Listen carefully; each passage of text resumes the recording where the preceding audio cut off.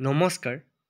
আজি আমি ডিছকাছ কৰিম 2001 চনৰ পৰা APSC প্ৰিলিমছত অহা আছাম হিষ্ট্ৰীৰ কেইটামান কুৱেশ্যন এনচাৰ। আজি আমি ইয়াৰ ৱাইজ ডিছকাছ কৰিম আৰু এইকেইটা কুৱেশ্যন আপোনালোকৰ আপকামিং ADR এক্সামতো বহুত ইম্পৰ্টেণ্ট হ'ব। যদিহে আপোনালোকে আছাম হিষ্ট্ৰীৰ ছিৰিজটো চোৱা নাই তেনেহ'লে প্লেলিষ্টত ক্লিক কৰি আপোনালোকে সম্পূৰ্ণ ছিৰিজটো চাওক। 2018 চনত অহা কেইটামান কুৱেশ্যন এনচাৰ মই আপোনালোকক কৈ দিছোঁ। কুৱেশ্যনকেইটা আছামিছত দিছোঁ, মই ভাবোঁ আপোনালোকৰ হেল্প হ'ব। পাল বংশৰ প্ৰতিষ্ঠাপক কোন আছিল? Question number 1। অপশ্যনকেইটা দিয়া আছে। পাল বংশৰ প্ৰতিষ্ঠাপক আছিল অপশ্যন এ বৰ্মপাল। মনত ৰাখিব, বৰ্মপাল হৈছে পাল বংশৰ প্ৰতিষ্ঠাপক আৰু এইটো কুৱেশ্যন APSC প্ৰিলিমছত 2018 চনত আহিছিল। Next question number 2। ৰত্নকন্দলী আৰু অৰ্জুন দাস বৈৰাগীয়ে লিখা বুৰঞ্জী আছিল। ৰত্নকন্দলী আৰু অৰ্জুন দাস দুয়োজনে মিলি এখন বুৰঞ্জী লিখিছিল।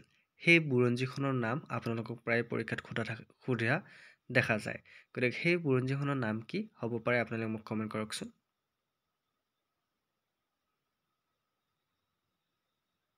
শুদ্ধ উত্তৰটো হৈছে তেখেতসকলে লিখা বুৰঞ্জীখনৰ নাম হৈছে ত্ৰিপুৰা বুৰঞ্জী। মনত থাকিব, অপশ্যন এ হৈছে right answer. Next question number 3 আৰু এইকেইটা কুৱেশ্যন 2016 চনত আহিছিল। মনত থাকিব, APSC প্ৰিলিমছত। স্বাধীনতা আন্দোলনৰ সময়ত অসমত স্বৰাজ পাৰ্টীৰ সভাপতি কোন আছিল? বহুত ইম্পৰ্টেণ্ট কিন্তু কুৱেশ্যনটো। আৰু এই কুৱেশ্যনটো যিসকলে আমাৰ আছাম হিষ্ট্ৰী ছিৰিজটো বিচাৰে তেওঁলোকৰ কাৰণে লৈ অহা হৈছে। সম্পূৰ্ণ আছাম হিষ্ট্ৰী ছিৰিজত আপোনালোকে প্ৰায় অসমৰ ইতিহাসৰ কথা জানিব পাৰিব। কিছুমান নজনা প্ৰশ্ন উত্তৰ আপোনালোকে দেখিবলৈ পাব। যদিহে আপোনালোকৰ আমাৰ বিশ্বাসী বন্ধু চেনেলত আজি প্ৰথমবাৰ নতুন আহিছে, চেনেলটো ছাবস্ক্ৰাইব কৰি দিবলৈ নাপাহৰিব। কাৰণ আপোনালোকে নতুন কিবা কথা আপোনালোকে শিকিব পাৰিব আৰু লগতে বিভিন্ন ধৰণৰ জবৰ আপডেট আপোনালোকে আমাৰ চেনেলৰ জৰিয়তে পাই থাকিব। স্বাধীনতা আন্দোলনৰ সময়ত অসমৰ স্বৰাজ পাৰ্টীৰ সভাপতি কোন আছিল? ইয়াৰে শুদ্ধ উত্তৰটো হৈছে তৰুণৰাম ফুকন। তেখেত আছিল সভাপতি। Question number 4। অসমত 1857 চনৰ বিদ্ৰোহৰ নেতা কোন আছিল? বহুত ইম্পৰ্টেণ্ট কুৱেশ্যন কিন্তু। 1857 চনত কি হৈছিল? চিপাহী বিদ্ৰোহ হৈছিল।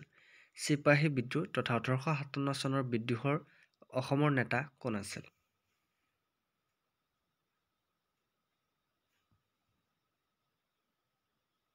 প্ৰায় উত্তৰটো ভুল কৰে বহুতে। ইয়াৰে শুদ্ধ উত্তৰটো হৈছে মণিৰাম দেৱান। মনত থাকিব। নেক্সট কুৱেশ্যন নম্বৰ 5 আৰু এই কুৱেশ্যনটো 2015 চনত আহিছিল APSC প্ৰিলিমছত। চিলেক্টিভ কুৱেশ্যন হয়, আপোনালোকৰ সহায়ৰ কাৰণে লৈ অহা হৈছে। শ্ৰীমন্ত শংকৰদেৱৰ কিমান চনত জন্ম হৈছিল? আমি সকলোৱে জানো। এইটো আৰু মই দ্বিতীয়বাৰ নক'লে হ'ব, আপোনালোক শুদ্ধ উত্তৰটো আপোনাৰ সকলোৱে জানে। শুদ্ধ উত্তৰটো হৈছে শ্ৰীমন্ত শংকৰদেৱৰ কিমান চনত জন্ম হৈছিল? 1449 চনত। ক'ত হৈছিল? বৰদোৱাৰ আলিপুখুৰীত। Okay, option C is right answer. Next question number 6। 1942 চনত অসমত ব্ৰিটিছৰ বিৰুদ্ধে হোৱা বিদ্ৰোহৰ প্ৰথম শ্বহীদ কোন আছিল? 1942 চনত কি বিদ্ৰোহ হৈছিল? কেতিয়াবা কুৱেশ্যনটো আহিব পাৰে। তেতিয়া মনত ৰাখিব, 1942 চনত ভাৰত ত্যাগ আন্দোলন বা কুইট ইণ্ডিয়া মুভমেণ্ট বুলি কোৱা হয়। সেই আন্দোলনটো কেতিয়া হৈছিল? 1942 চনত হৈছিল। আৰু 1942 চনতে অসমতো সেই আন্দোলনে গঢ় লৈ উঠিছিল। আৰু অসমত যিহেতু 1942 চনৰ ভাৰত ত্যাগ আন্দোলন গঢ় লৈ উঠিছিল, ভাৰতত বহুকেইজন শ্বহীদ হৈছিল। তাৰে ভিতৰত প্ৰথম শ্বহীদজনৰ নাম আপোনালোকে ক'ব লাগে।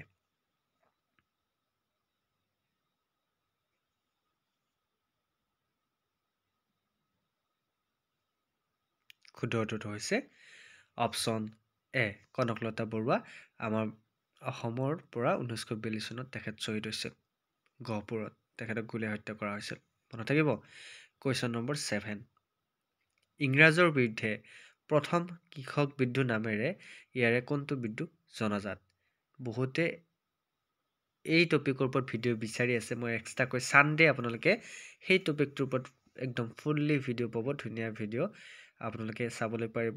একদম আমি খুটি নাটি মাৰি সেই টপিকৰ ওপৰত ডিছকাছ কৰিম। কিন্তু এই MCQ ছিৰিজটোত আপোনালোকে কুৱেশ্যনটোৰ এনচাৰ দিবলৈ ট্ৰাই কৰক। ইংৰাজৰ বিৰুদ্ধে প্ৰথম কৃষক বিদ্ৰোহ নামেৰে জনাজাত বিদ্ৰোহটোৰ নাম কি? বহুতে এইটো কুৱেশ্যন ভুল কৰে। ইয়াৰে শুদ্ধ উত্তৰটো হৈছে ফুলগুৰি ধাৱা। ফুলগুৰি ধাৱাক কি বুলি কোৱা হয়? ইংৰাজৰ বিৰুদ্ধে প্ৰথম কৃষক বিদ্ৰোহ বুলি কোৱা হয়। আৰু এই ফুলগুৰি বিদ্ৰোহ বা ফুলগুৰি ধাৱা কেতিয়া হৈছিল? এই ফুলগুৰি ধাৱা হৈছিল 1861 চনত। অ'কে, এই কুৱেশ্যনটো প্ৰায়েই পৰীক্ষাত আহি থাকে। পৰীক্ষাত ফুলগুৰি ধাৱাৰ ওপৰত বিভিন্ন ধৰণৰ এংগুলেদি কুৱেশ্যনটো আহি থাকে। আপোনালোক কেতিয়াবা ফুলগুৰি ধাৱা কেতিয়া হৈছিল চনটো সুধিব পাৰে বা ইয়াৰ কাৰণটো সুধিব পাৰে। এতিয়া ধৰা হ'ল মেট্ৰিক পৰীক্ষা আহি আছে। মেট্ৰিক পৰীক্ষাৰ ল'ৰা ছোৱালীবিলাকো এই টপিকটোৰ ওপৰত আপোনালোকে কুৱেশ্যন চাই যোৱাটো ভাল হ'ব। মনত ৰাখিব, ফুলগুৰি ধাৱাৰ ওপৰত কুৱেশ্যন আহিবই। গতিকে ফুলগুৰি ধাৱা হৈছে অসমৰ হোৱা প্ৰথমটো বিদ্ৰোহ কৃষক আন্দোলনৰ। অ'কে, তাৰপিছত পথৰুঘাটৰ ৰাজমেল আছে, ইটাখুলিৰ উদৰণ আছে, এনেকুৱা ধৰণৰ বিভিন্ন বিদ্ৰোহ আছে, কিন্তু ফুলগুৰি ধাৱা হৈছে প্ৰথমটো। আৰু কেতিয়া হৈছিল ফুলগুৰি ধাৱা? 1861 চনত। কুৱেশ্যন নম্বৰ 8, মৃত্যু বাহিনীক অসমত ভাৰতৰ স্বাধীনতাৰ যুঁজত কোনে সংগঠিত কৰিছিল? কুৱেশ্যনটো মন দিব। মৃত্যুৰ বাহিনীক অসমত ভাৰতৰ স্বাধীনতাৰ যুঁজত কোনে সংগঠিত কৰিছিল?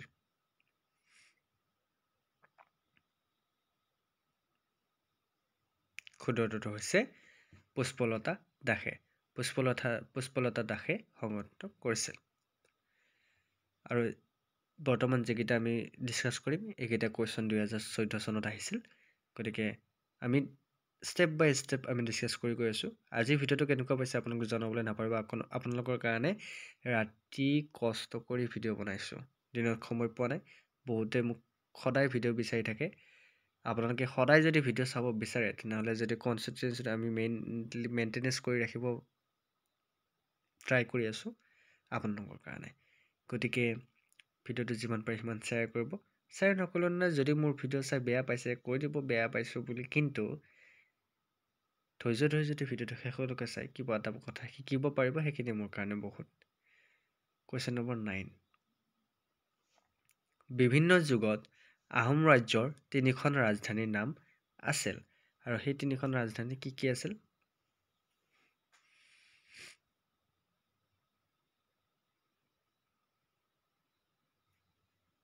শুদ্ধ উত্তৰটো হৈছে অপশ্যন চি। বিভিন্ন যুগত আহোম ৰাজ্যৰ 3খন ৰাজধানীৰ নাম আছিল চৰাইদেউ, গড়গাঁও আৰু যোৰহাট। আহোমৰ ৰাজধানী ক'ত আছিল? চৰাইদেউত আছিল, তাৰপিছত গড়গাঁৱত আছিল, তাৰপিছত যোৰহাটত। Okay, option C. Question number 10, Ahom ৰাজ্যৰ প্ৰথম বৰবৰুৱাসকলৰ ভিতৰত এজনেও স্মৰণীয় সুনাম অৰ্জন কৰিছিল। পিতৃ আৰু পুত্ৰ দুয়োৰে জ্যোতিৰ নাম লিখা। এই কুৱেশ্যনটো অকণমান ট্ৰিকি কুৱেশ্যন হয়, ভালকৈ মন দিব। আহোম ৰাজ্যৰ প্ৰথম বৰবৰুৱাসকলৰ ভিতৰত এজনে স্মৰণীয় সুনাম অৰ্জন কৰিছিল। পিতৃ আৰু পুত্ৰ দুয়োৰে জ্যোতিৰ নাম লিখা। কোন হ'ব পাৰে বাৰু?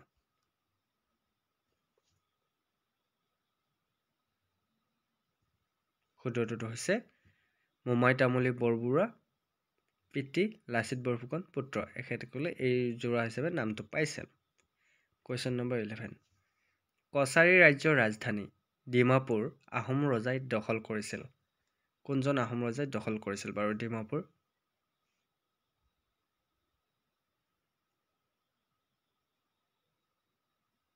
শুদ্ধ উত্তৰটো হৈছে চুহুংমুঙে। চুহুংমুঙে কছাৰী ৰাজ্যৰ ৰাজধানী ডিমাপুৰ দখল কৰিছিল। চুহুংমুঙক কি ৰজা বুলি কোৱা হয়? দিহিঙীয়া ৰজা। কুৱেশ্যন নম্বৰ 12, বৰবৰুৱা আৰু বৰফুকনৰ পদ কোনে সৃষ্টি কৰিছিল? আহোমসকলৰ দুটা পদ আছিল, বৰবৰুৱা আৰু বৰফুকন। এই পদ দুটা কোনে সৃষ্টি কৰিছিল? প্ৰায়ে কুৱেশ্যনটো আহি থাকে কিন্তু। শুদ্ধ উত্তৰটো হৈছে প্ৰতাপসিংহই এই দুটা পদ সৃষ্টি কৰিছিল। Option B is the right answer. Question number 13, Kamakhya মন্দিৰ পুনৰ নিৰ্মাণ কোনে কৰিছিল? কোনজন ৰজা কৰিছিল? প্ৰায় আহি থকা কুৱেশ্যন। এইটো কুৱেশ্যন APSC প্ৰিলিমছত আহিছিল। যিসকলে এইবাৰ APSC পৰীক্ষা দিম বুলি ভাবি আছে, তেওঁলোকৰ কাৰণেও এই চিৰিজটো বহুত হেল্পফুল হ'ব। আৰু আমি ইয়াৰ নতুনকৈ এটা চিৰিজ আনিম বুলি ভাবি আছোঁ। তাৰ আগতে আপোনালোকে আমাৰ ইংলিছ যিটো চিৰিজ সেইটো চাবলৈ নাপাহৰিব। ইংলিছ প্ৰিভিয়াছ ইয়াৰত অহা এডিআৰিত অহা ইংলিছ কুৱেশ্যনবোৰ আমি ডিছকাছ কৰিম, চ' চাবলৈ নাপাহৰিব। শুদ্ধ উত্তৰটো হৈছে অপশ্যন চি নৰনাৰায়ণ। কামাখ্যা মন্দিৰ পুনৰ্নিৰ্মাণ কোনে কৰিছিল? নৰনাৰায়ণে কৰিছিল। Question number 14। কোন বছৰত কুশল কোঁৱৰক ইংৰাজে ফাঁচি দিছিল আৰু কি কাৰণত? কুশল কোঁৱৰক কেতিয়া ফাঁচি দিয়া হৈছিল? ইয়াৰ শুদ্ধ উত্তৰটো হৈছে 1942 চনত কুশল কোঁৱৰক ফাঁচি দিয়া হৈছিল। 1942 declared guilty of conspiracy for a train derailment near Golaghat. Okay, তেখেতক 1942 চনত যিটো আমাৰ ভাৰত ত্যাগ আন্দোলন তেতিয়া কুশল কোঁৱৰক ফাঁচি দিয়া হৈছিল। মনত থাকিব? 1942 চনত গোলাঘাটৰ সমীপত এখন ৰেল পথৰ পৰা ওলাই যোৱাৰ ষড়যন্ত্ৰৰ দোষী হিচাপে তেখেতক ফাঁচি দিয়া হৈছিল। Question number 15। 1857 চনৰ বিদ্ৰোহৰ সময়ত অসমত আহোম ৰজা কোন আছিল? যেতিয়া 1857 চনত চিপাহী বিদ্ৰোহ হৈছিল তেতিয়া অসমত আহোমৰ ৰাজত্ব আছিল আৰু সেই সময়ত আহোম ৰজা কোন আছিল? শুদ্ধ উত্তৰটো হৈছে তেওঁলোকৰ কোনোৱেই নহয়, গতিকে সেই সময়ত আহোমৰ ৰজা নাছিল। Question number 16। 1886 চনত অনুষ্ঠিত ভাৰতীয় জাতীয় কংগ্ৰেছৰ দ্বিতীয় অধিৱেশনৰ সময়ত প্ৰথম অসমীয়া কোন আছিল?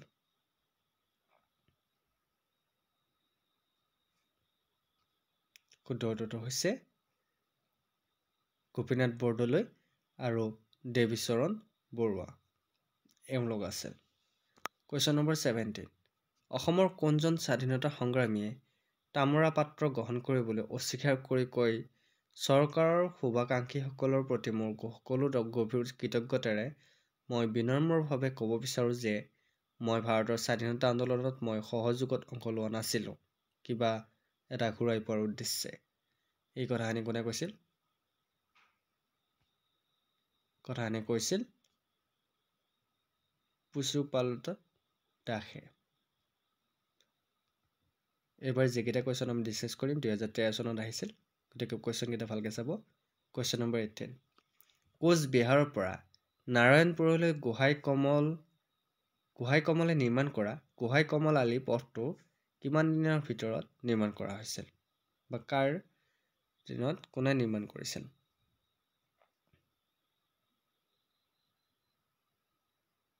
কুৱেশ্যনটো আকৌ কৈছোঁ, কোচবিহাৰৰ পৰা নাৰায়ণপুৰলৈ গোহাঁই কমলে নিৰ্মাণ কৰা গোহাঁই কমল আলি পথটো কাৰ দিনত নিৰ্মাণ কৰা হৈছিল? কাৰ দিনত গোহাঁই কমল আলি নিৰ্মাণ কৰা হৈছিল?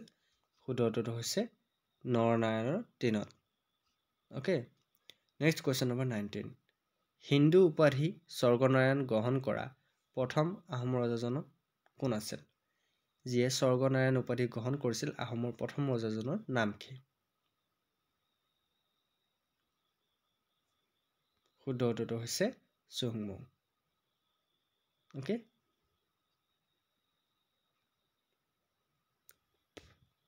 অসমত পথৰুঘাট যুদ্ধ নামেৰে জনাজাত জনবিদ্ৰোহ বছৰটোত সংঘটিত হৈছিল কিমান চনত? পথৰুঘাটৰ যুদ্ধ কিমান চনত সংঘটিত হৈছিল? পথৰুঘাটৰ ৰণ বুলি যে আমি কওঁ কিমান চনত হৈছিল বাৰু? আমি সকলোৱে জানো ইয়াৰ শুদ্ধ উত্তৰটো হৈছে 1894 চনত। Question number 21। স্বাধীনতা আন্দোলনৰ সময়ত অসমত গঠন হোৱা স্বৰাজ পাৰ্টীৰ সভাপতি কোন আছিল? বহুত ইম্পৰ্টেণ্ট কুৱেশ্যন আজি ডিছকাছ কৰি আছোঁ, গতিকে ভিডিঅ'টো একেবাৰে নেৰিব দেই। একদম মেইনলি কোৱালিটি বেষ্ট আমি ভিডিঅ' টপিক ডিছকাছ কৰি আছোঁ। স্বাধীনতা আন্দোলনৰ সময়ত অসমত গঠন হোৱা স্বৰাজ পাৰ্টীৰ সভাপতি কোন আছিল? ইয়াৰ শুদ্ধ উত্তৰটো হৈছে তৰুণৰাম ফুকন। Question number 22। 1826 চনত ইয়াণ্ডাবু চুক্তি স্বাক্ষৰিত হৈছিল কাৰ কাৰ মাজত?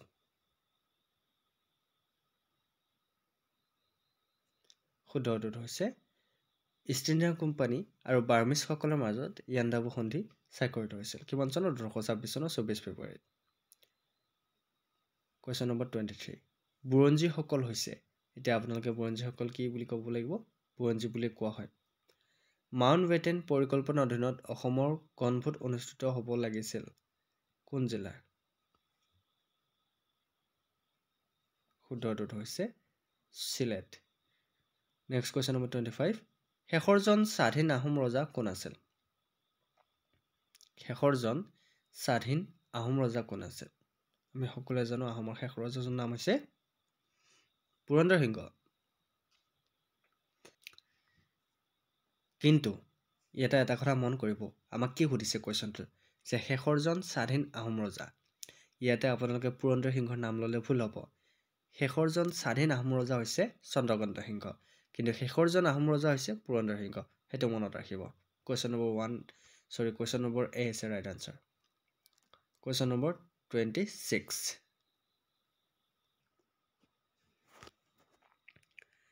শদিয়াখোৱা গোহাঁই আছিল কি বাৰু? শদিয়াখোৱা গোহাঁই কি আছিল? তেখেত আছিল নৌসেনাৰ সেনাপতি।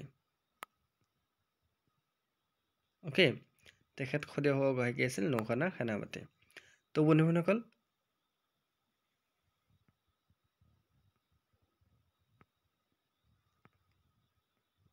কুৱেশ্যন নম্বৰ 27 হৈছে ভগাৰাজ বুলি ডাকনাম দিয়া ৰজাজন কোন আছিল? ভগা ৰজা বুলি এটা ডাকনাম দিয়া হৈছিল এজন ৰজা, কোন আছিল সেইজন ৰজা? ভঙা ৰজা বুলি কোৱা হৈছিল। ইয়াৰ চুৰামফাক ভঙা ৰজা বুলি কোৱা হৈছিল। অ'কে, কুৱেশ্যন নম্বৰ 28 দেশৰ স্বাধীনতা সংগ্ৰামৰ সৈতে জড়িত অসমত মৃত্যু বাহিনী গঠনৰ দায়িত্বত থকা এগৰাকী অগ্ৰণী মহিলা আছিল আৰু এই মহিলাজনীৰ নাম কি? শুদ্ধটো হৈছে Pushpalata Das. Next question number 29 মৈদানবোৰ হয়, মৈদান বুলি যে কওঁ, মৈদানবোৰ বাৰু কি? মৈদান বুলি যে কওঁ আহোমসকলৰ, মৈদানবোৰ হৈছে আহোম অভিযাত্ৰী আৰু ৰজাৰ বিশৃংখল সমাধি টেংক, তাক আমি মৈদাম বুলি কওঁ। কুৱেশ্যন নম্বৰ 30 বিখ্যাত ভ্ৰমণকাৰী ইবন বটুতাই অসম ভ্ৰমণ কৰিছিল কেতিয়া? শুদ্ধটো হৈছে 14শ শতিকাত। কুৱেশ্যন নম্বৰ 31 কাৰ ৰাজত্ব কালত ৰংঘৰ নিৰ্মাণ কৰা হৈছিল? শুদ্ধটো হৈছে প্ৰমত্ত সিংহৰ দিনত। কুৱেশ্যন নম্বৰ 32 বছৰটোত ৰাষ্ট্ৰীয় স্বাধীনতা আন্দোলনৰ সৈতে জড়িত হৈ গান্ধীজীয়ে প্ৰথমবাৰৰ বাবে অসম ভ্ৰমণ কেতিয়া কৰিছিল? বা কোন বছৰত গান্ধীজীয়ে প্ৰথমবাৰৰ বাবে অসম ভ্ৰমণ কৰিছিল?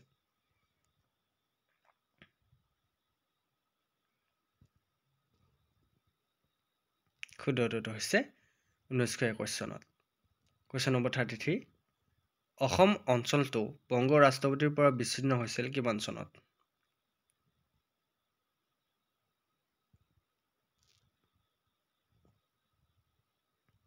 শুদ্ধটোৰ 1864 চনত। কুৱেশ্যন নম্বৰ 34 আহোম শাসনৰ সময়ত নিম্ন অসম অঞ্চলৰ সামগ্ৰিক প্ৰশাসনিক মুৰব্বীৰ উপাধি আছিল কি বাৰু? শুদ্ধটো হৈছে বৰফুকন। ইয়াতে কিছুমান স্পেলিং ভুল হৈ আছে দেই, টাইপিং মিষ্টেকৰ কাৰণে আপোনাৰ সেইবিলাক আপোনাক ক্ষমা কৰি দিব। এটা কথা মন দিব, কুৱেশ্যনবোৰ চাব। কুৱেশ্যন নম্বৰ 35 1828 চনত অসমত ব্ৰিটিছ শাসনৰ বিৰুদ্ধে প্ৰথম বিদ্ৰোহৰ নেতৃত্ব কোনে লৈছিল?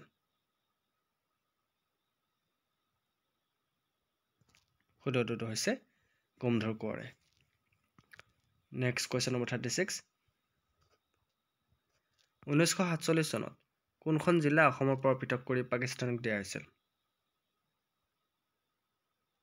শুদ্ধটো হৈছে চিলেট। নেক্সট আমি আছাম হিষ্ট্ৰী চিৰিজৰ অন্য এটা পাৰ্টত বাকী বছৰকেইটাত APSCত কেনেকুৱা ধৰণৰ কুৱেশ্যন আছিলে সেইবোৰ ডিছকাছ কৰিম। আজিৰ ভিডিঅ'টো বহুত দীঘল নকৰোঁ। এইকেইটা কুৱেশ্যন আপোনালোকে চাই যদি ভাল পালে, কালি আমি নেক্সট 37ৰ পৰা আৰম্ভ কৰিম। যদি আপোনালোকে ভিডিঅ'টো সম্পূৰ্ণ কৰি চাইছে বা নেক্সট পাৰ্টটো লাগে মোক কমেণ্ট কৰি জনাব নেক্সট বুলি, তেতিয়া মই নেক্সট পাৰ্টটো নিশ্চয়কৈ লৈ আহিম। যদি ভিডিঅ'টো ভাল পাইছে লাইক কৰি দিবলৈ নাপাহৰিব। আজিলৈ মানে অন্য এটা ভিডিঅ'ত আকৌ লগ পোৱাৰ প্ৰতিশ্ৰুতিৰে জয় হিন্দ, জয় অসম।